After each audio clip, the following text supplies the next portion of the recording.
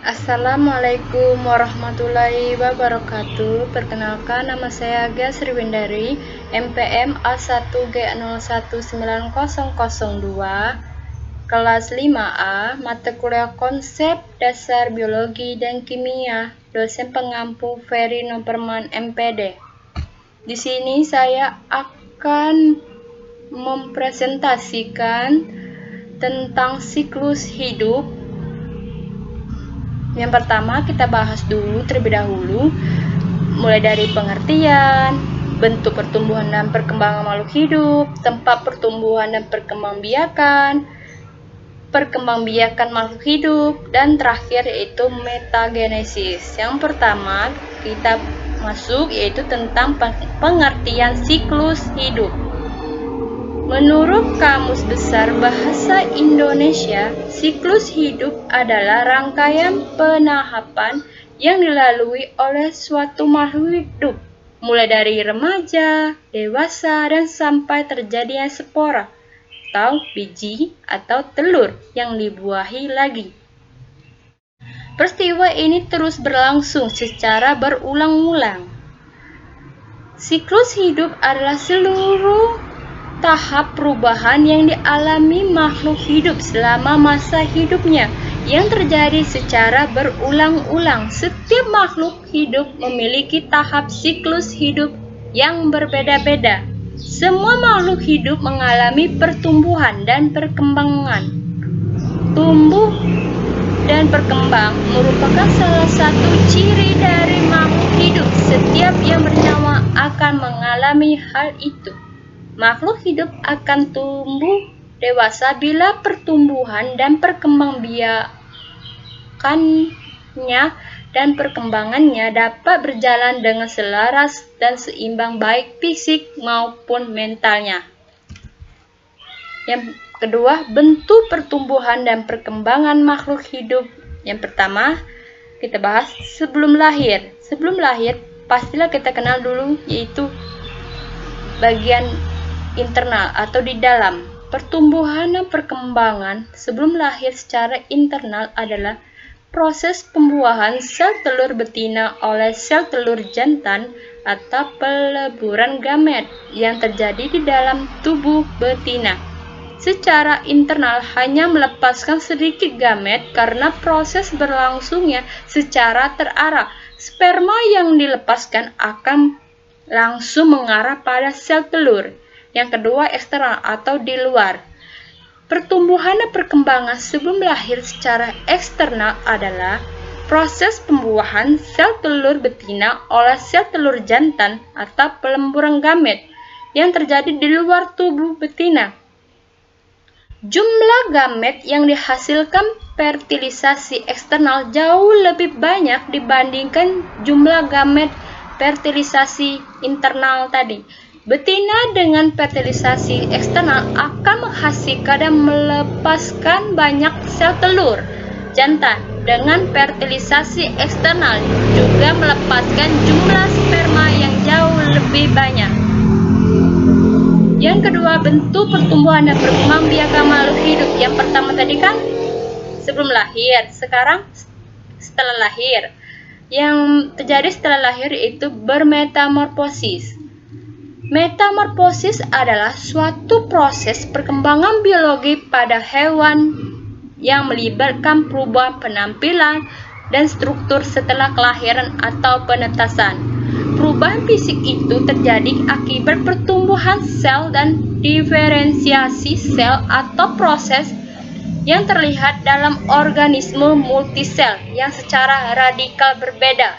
Terdapat dua jenis metamorfosis yaitu metamorfosis sempurna dan metamorfosis tidak sempurna.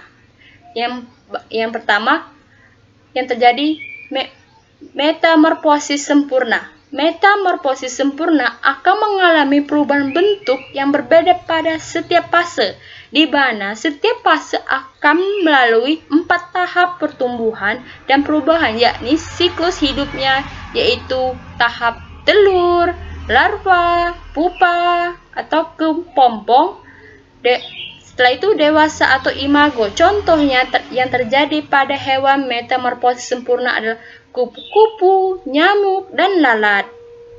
Yang kedua yaitu metamorfosis tidak sempurna. Maksudnya, metamorfosis tidak sempurna atau tidak lengkap adalah proses perubahan bentuk hewan yang saat lahir tidak berbeda bentuknya dengan saat hewan tersebut dewasa. Hewan yang mengalami metamorfosis tidak sempurna, bentuk hewan muda mirip dengan induknya, tetapi pada bagian-bagian tubuhnya yang belum terbentuk, misalnya sayap. Contoh hewan yang terjadi metamorfosis tidak sempurna yaitu serangga, kecoa, dan jangkrik. Yang tiga yaitu masih lanjutan dari bentuk pertumbuhan dan perkembangan makhluk hidup. Yang tiga yaitu tidak bermetamorfosis. Maksudnya adalah pertumbuhan dan perkembangan hewan dalam siklus hidup tanpa metamorfosis, artinya hewan tidak mengalami perubahan bentuk. Perubahan yang terjadi pada hewan dengan siklus hewan tanpa metamorfosis adalah ukuran tubuh yang berukuran kecil saat masih berusia anak-anak menjadi berukuran besar saat dewasa.